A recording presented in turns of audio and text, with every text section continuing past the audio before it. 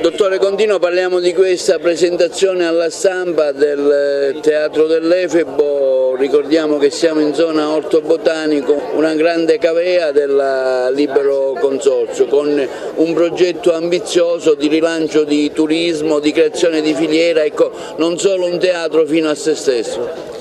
Sì, questa è la cava dei templi e qui sono stati cavati i blocchi di tufo con cui costruire i templi. Oggi questo spazio, che è quello ancora rimasto in piedi perché gran parte della cava è crollata, è stata messa in sicurezza, è stato fatto un progetto perché diventasse un teatro. Questo teatro può essere per Agrigento 2025 un'opportunità, un'occasione per uno sviluppo del nostro territorio, ma soprattutto lo vogliamo impegnare per il turismo degli eventi, perché questo teatro sia sempre pieno di turisti e quindi sia un'occasione per aumentare la permanenza media dei nostri turisti, e questo è il cambio di rotta su cui vogliamo puntare su Agrigento 2025 come provincia. Ricordiamo l'inaugurazione con alcuni appuntamenti che ci saranno, una riazione importante dove è presente anche Alessandro La Rosa, insomma varie personalità.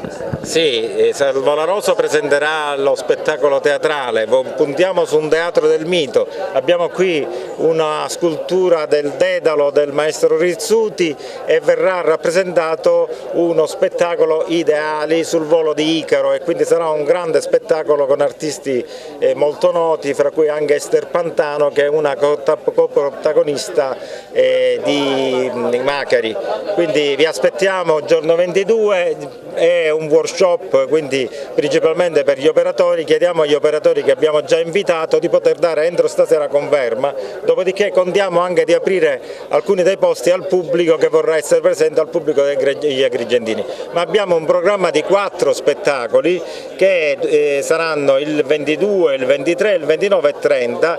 Vi invitiamo a prendere conoscenza di questo programma dal programma che stiamo diffondendo, ma anche lo trovate sul sito della provincia. Abbiamo avuto anche l'intervento dell'assessore al turismo Amata che ha dato parole importanti per Agrigento. Abbattiamo i campanili in modo da creare un unicum per il turismo in tutta la Sicilia, e anche Agrigento farà la sua parte con Capitale della Cultura 2025. La provincia non ha campanili, noi ci proponiamo semplicemente come coordinamento perché la filiera turistica degli eventi possa funzionare, e quindi siamo assolutamente in linea con quello che ha detto l'assessore Amato, e contiamo in questi anni che ci portano all'obiettivo di Agrigento 2025 di lavorare per questa finalità e per far rilanciare questo teatro nel panorama regionale e nazionale. Gli artisti associati saranno presenti in questa cavea con una loro rappresentazione.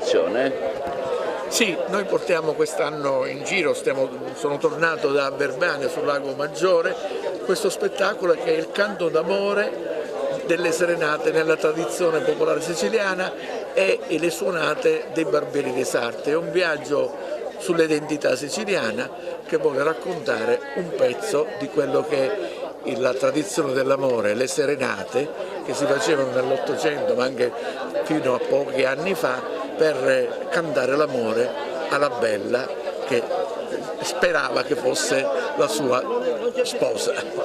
Marco Savatteri aprirà il prossimo 22 settembre il Teatro della Cavea con un suo spettacolo, ecco brevemente un'anticipazione. Sono in compagnia del grande maestro Rizzuti e insieme celebreremo questa inaugurazione perché il maestro ha portato il suo meraviglioso Dedalo con le ali e racconteremo attraverso la metafora appunto di Dedalo e Icaro il folle volo che però deriva da una buona fede. Volevano scappare da un labirinto, poi hanno perso l'equilibrio per la troppa ambizione, quella che i greci chiamavano hubris, e allora attraverso questa metafora, per raccontare di un Agrigento che vuole volare in alto, lanciamo il teatro dell'Efebo ad Agrigento e lo facciamo con artisti del calibro di Salvo La Rosa che condurrà la serata, Ester Pantano, la rinomata protagonista della serie Macari, e poi ancora Rinaldo Clementi, Leonora Abruzzo, il pluripremiato campione del mondo di fisarmonica Pietro Adragna, gli artisti di Savatteri Produzioni, e quindi 30 anime che io reputo belle e grandi